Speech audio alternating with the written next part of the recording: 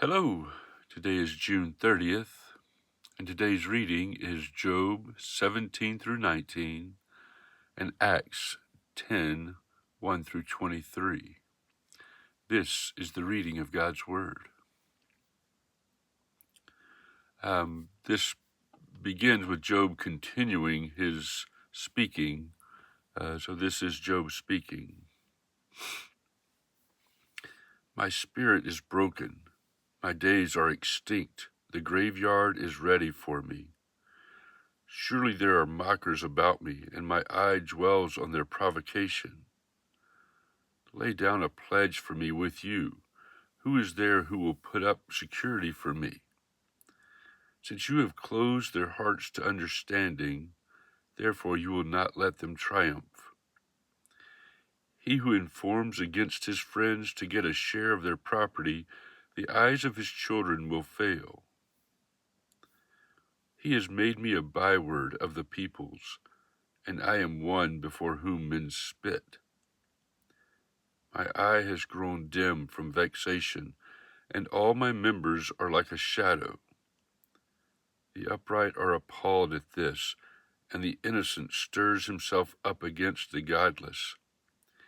Yet the righteous holds to his way, and he who has clean hands grows stronger and stronger. But you, come on again, all of you, and I shall not find a wise man among you. My days are past, my plans are broken off, the desires of my heart. They make night into day, the light, they say, is near to the darkness. If I hope for Sheol as my house, if I make my bed in darkness, if I say to the pit, you are my father, and to the worm, my mother or my sister, where then is my hope? Who will see my hope? Will it go down to the bars of Sheol? Shall we descend together into the dust? Then Bildad the Shuhite answered and said, How long will you hunt for words? Consider, and then we will speak. Why are we counted as cattle? Why are we stupid in your sight? You who tear yourself in your anger, shall the earth be forsaken for you, or the rock be removed out of its place? Indeed, the light of the wicked is put out, and the flame of his fire does not shine. The light is dark in his tent, and his lamp above him is put out. His strong steps are shortened, and his own schemes throw him down. For he is cast into a net by his own feet, and he walks on its mesh. A trap seizes him by the heel, a snare lays hold of him. A rope is hidden for him in the ground, a trap for him in the path. Terrors frighten him on every side and chase him at his heels. His strength is famished, and calamity is ready for his stumbling.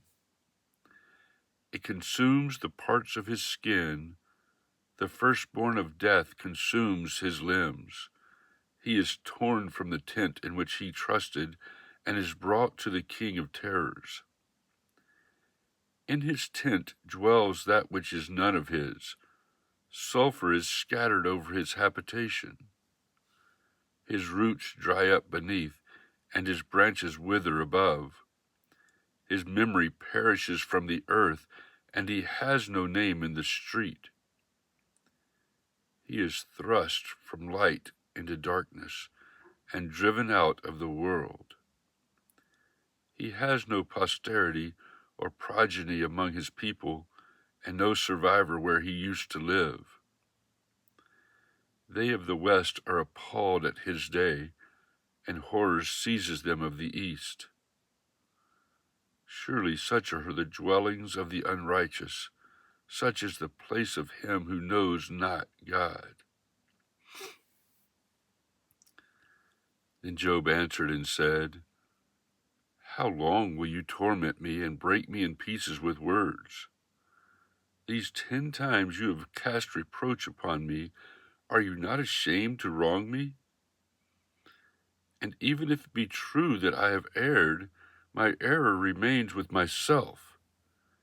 If indeed you magnify yourselves against me and make my disgrace an argument against me, know then that God has put me in the wrong and closed his net about me.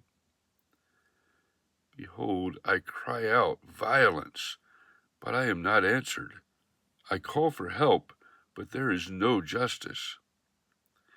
He has walled up my way so that I cannot pass, and he has set darkness upon my paths. He has stripped from me my glory and taken the crown from my head. He breaks me down on every side, and I am gone, and my hope has he pulled up like a tree. He has kindled his wrath against me and counts me as his adversary. His troops come on together. They have cast up their siege ramp against me and encamp around my tent. He has put my brothers far from me, and those who knew me are wholly estranged from me. My relatives have failed me. My close friends have forgotten me. The guests in my house and my maidservants count me as a stranger. I have become a foreigner in their eyes. I call to my servant, but he gives me no answer. I must plead with him with my mouth for mercy. My breath is strange to my wife, and I am a stench to the children of my own mother. Even young children despise me. When I rise, they talk against me. All my intimate friends abhor me, and those whom I loved have turned against me. My bones stick to my skin and to my flesh, and I have escaped by the skin of my teeth. Have mercy on me. Have mercy on me, O you, my friends, for the hand of God has touched me. Why do you, like God, pursue me? Why are you not satisfied with my flesh? Oh, that my words were written. Oh, that they were inscribed in a book. Oh, that with an iron pen and lead they were engraved in the rock forever. For I know that my Redeemer lives, and at the last he will stand upon the earth. And after my skin has been thus destroyed, yet in my flesh I shall see God, whom I shall see for myself, and my eyes shall behold and not another. My heart faints within me. If you say, how will he pursue him? And the root of the matter is found in him, be afraid of the sword, for wrath brings the punishment of the sword, that you may know there is a judgment. Acts 10, 1 through 23. At Caesarea there was a man named Cornelius, a centurion of what was known as the Italian cohort, a devout man who feared God with all his household, gave alms generously to the people, and prayed continually to God. About the 9th hour of the day he saw clearly in a vision an angel of God come in and say to him, Cornelius. And he stared at him in terror and said, What is it, Lord? And he said to him, Your prayers and your alms have ascended as a memorial before God. And now send men to Joppa and bring one Simon who is called Peter. He is lodging with one Simon, a tanner, whose house is by the sea. When the angel who spoke to him had departed, he called 2 of his servants and a devout soldier from among those who attended him, and having related everything to them, he sent them to Joppa. The next day, as they were on their journey and approaching the city, Peter went up on the housetop about the 6th hour to pray.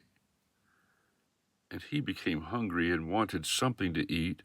But while they were preparing it, he fell into a trance and saw the heavens opened and something like a great sheet descending, being let down by its four corners upon the earth. In it were all kinds of animals and reptiles and birds of the air. And there came a voice to him, "Rise, Peter, kill and eat." But Peter said, "By no means, Lord, for I have never eaten anything that is common or unclean." And the voice came to him again a second time, "What God has made clean, do not call common." This happened 3 times, and the thing was taken up at once to heaven.